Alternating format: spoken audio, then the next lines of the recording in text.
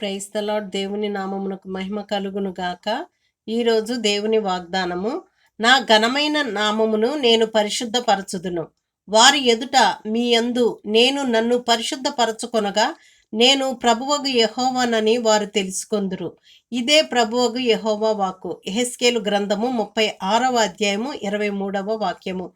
దేవుని ఘనమైన నామమును పరిశుద్ధపరచుదుము అని దేవుడు ఈ దినము ఈ వాగ్దానము ద్వారా మనతో మాట్లాడుచున్నారు.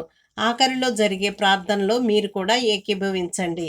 సర్వశక్తిమంతుడైన దేవుని ప్రేమను తెలుసుకొనుట మాత్రమే దేవుని గూర్చిన జ్ఞానము కాదు, కానీ గొప్ప ప్రయాసముతో ఇతరులకు ఆ దేవుని యొక్క పవిత్రతను వివరించు వారలమై ఉండవలెను.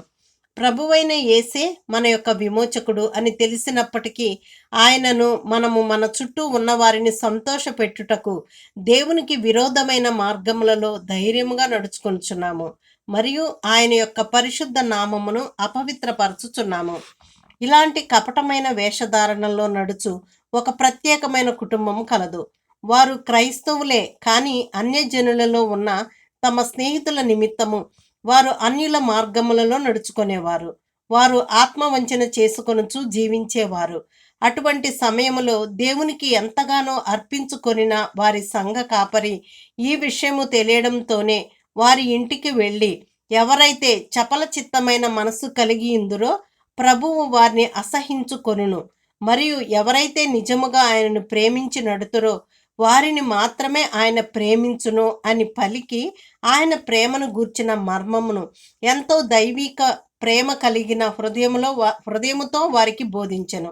అప్పుడు వారి కన్నులు తెరవబడి అసహ్యమైన మార్గములను విడిచి తిన్ననైన దేవుని మార్గములలో నడుచుటకు ప్రారంభించిరి.